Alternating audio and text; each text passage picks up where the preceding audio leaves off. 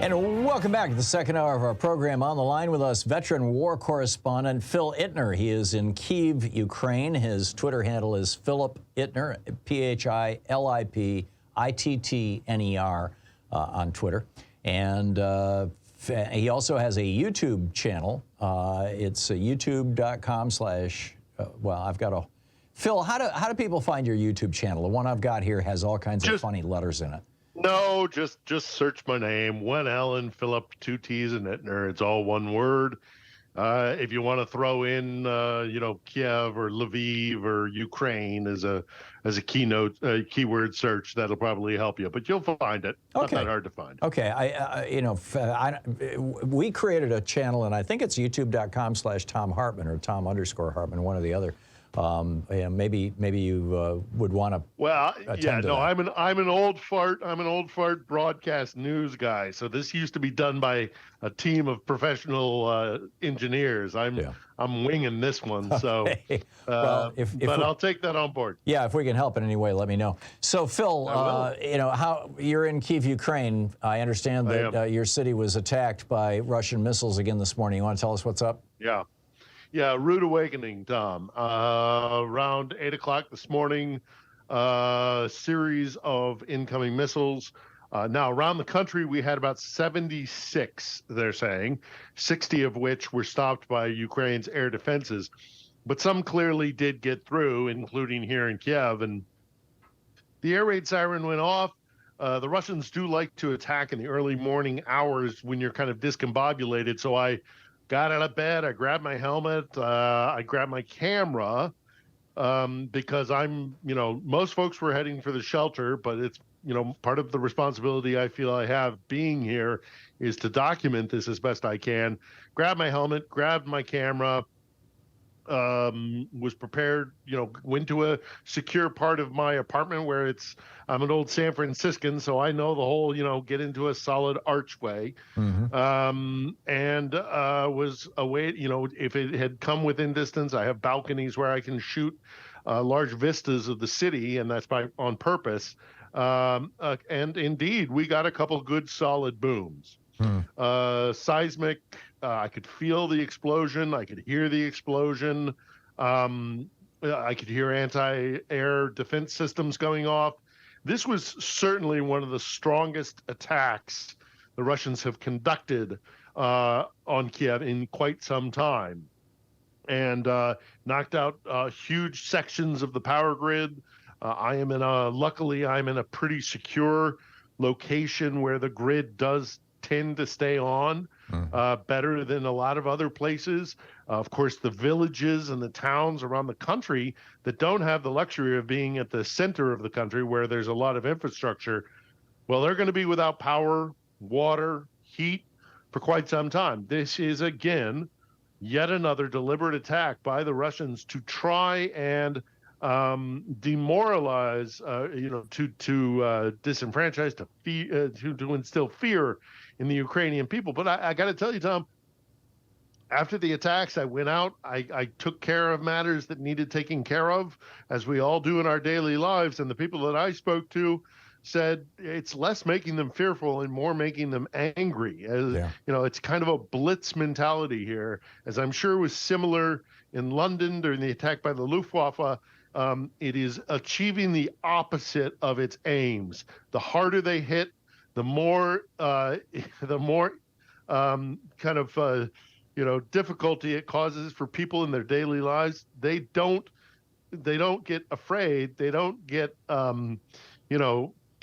They're not afraid. They're not instilled with fear. They're instilled with anger. Yeah, but there's there's a result here. Phil, there's a certain point at which you just can't go on. I mean, I last year, our home, where we live, our entire neighborhood lost electricity for about 2.5 days, and it froze our house. I mean, Louise and I were just, living in one room. We had no electricity, so we had no heat, and we're dripping water so it wouldn't freeze, and we're basically just living in one room with blankets on us and a little fireplace that, we ran out of wood in the first half a day. I mean, I can't imagine doing that for weeks or months. I mean, just 2 days was a real strain on us. How long will the Sadly Ukrainians enough, be able to hang out? Well, let me answer that firstly by saying that nobody is living in a fantasy land. People are preparing. They're getting blankets. They're getting candles. They're getting power banks to run lights off of. They're getting canned foods. They're getting little butane burning or propane burning stoves that they can burn either on their balconies or in their courtyards. We're not living in fantasy land here. People are preparing for this because they know it's coming. Right. But I do want to say that we're nowhere near a place where the Ukrainians will break down. They're not. You haven't even scratched the surface at the resilience that the Ukrainian people are willing to persevere and have persevered for now 10 months. And they are still as strongly unified as I've been coming to this country for 21 years. I have never seen it like this, ever. They haven't even scratched the surface of how much that they are willing to put up with. Because, Tom, you have to understand, they know their enemy. They know the Russians very well, and they know the consequences of capitulation to their old imperial masters. They will never subject themselves to being a colonial vassal state.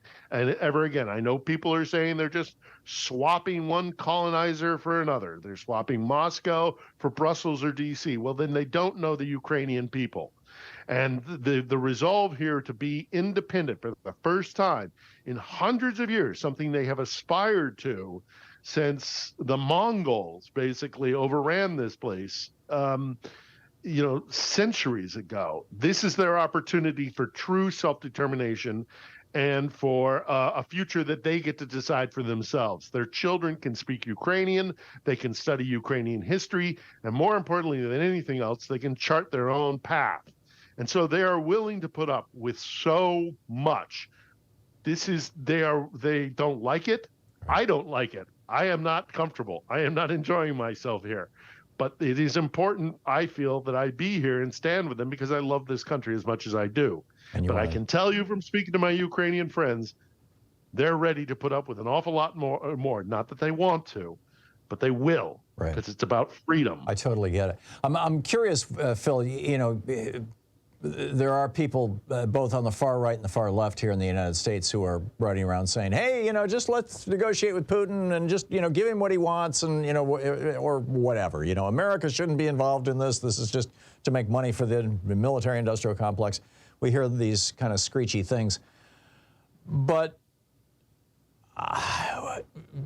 I'm wondering how widely known it is in Ukraine about the consequences of Russian occupation. I'm thinking of the cities that Russia occupied early in this war that Ukraine recovered, and then when they went into these cities, they found that the women in these cities, down to girls 7, 8 years old, had been systematically raped by the Russian soldiers as a weapon of war, that homes had been destroyed as a weapon of war, that people had been tortured with electricity and red hot pokers and things, sexually tortured, physically tortured, and the executions, the people who had been friends of the government, as it were, who even had a Ukrainian flag, were had their hands tied behind their back and were shot in the back of the head and put in mass graves. How widely is that known across Ukraine?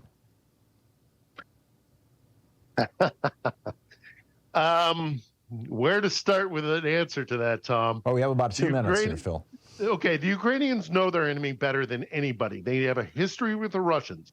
If anybody understands the cruelty and the capacity for cruelty of the Russian armed forces, it's the Ukrainians. You have to understand this is a country that was purposefully starved to death in the early part of the 20th century, where some estimates say they lost 7 million people through starvation, purposely imposed upon them by Stalin. They went through the Second World War. As much as the Russians like to crow about their activities during the Second World War, it was the Soviet Union that was invaded by the Germans, and no more so than here and in neighboring Belarus.